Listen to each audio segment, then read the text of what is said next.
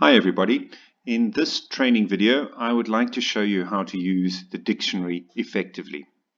Okay, so if I click on settings, you will see there I've got a tab for dictionary.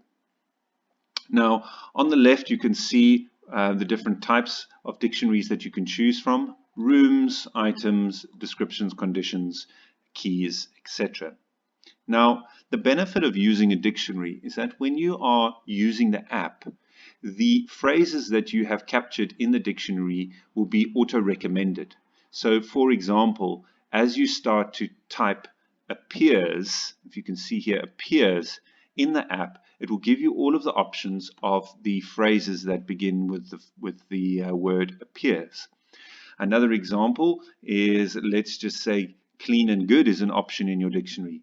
You can simply type C-A-G, the first letter of each word in the phrase, and it will give you this option. So it is a very time-effective way of conducting inspections by having your conditions and your descriptions pre-filled in your dictionary. Now, a lot of people ignore this. When I'm doing my account setup, I would certainly spend a couple of hours just going through the business items, descriptions, and conditions, populating my dictionary in order to save time when performing the inspection at the property.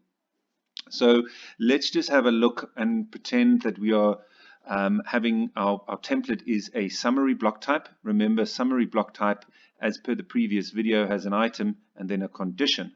So all our conditions would be here, and you can simply click on them and you can delete them, or you can add additional conditions specific to your business. So the first thing I would do is go through all of my conditions, and I would remove anything that is non-applicable to your business, and I would add all the conditions that are applicable.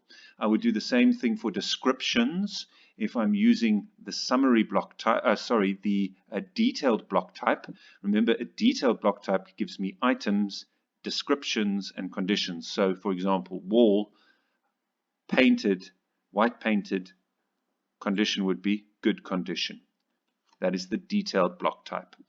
So exactly the same, we can add all of our descriptions in here, and we can also add all of our items, all of the items that we anticipate checking in a property.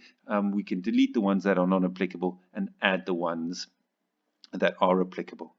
Now, another feature of the Property Inspect product is the ability to assign conditions or descriptions to a particular item.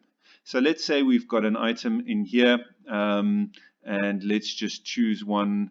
Let's just say cabinet. So there we go. We've got a cabinet. It's in our items. And now what we can do is we can go to our conditions, and we can choose a condition or add a condition and assign it to the cabinet. So affected with mold. And now what we can do is we can find our cabinet, and we can assign the condition. Sorry, there's our condition, affected with mold, and we want to choose an associated item here. So we go down to cabinet and we add it. Now every time I'm on a cabinet, right at the top highlighted would be the option to choose from affected with mold. So I could also go all bulbs present and working, and I could assign that to my cabinet again. So now when I choose, or when I'm in cabinet as an item, those two conditions that I've assigned to that item will be sitting at the top, and I can simply choose them. I hope that makes sense. So you assign your condition to the item so that when you are inspecting that item at the property, the conditions are right at the top, and you simply pick the ones that you want. All the other ones will be further down the list, and you can still free type and use voice to text, which I'll show you when we get to using the app. So it's very, very simple. The same thing applies to descriptions. I can choose my descriptions and associate them to a particular item. And again, I can associate items to a particular room.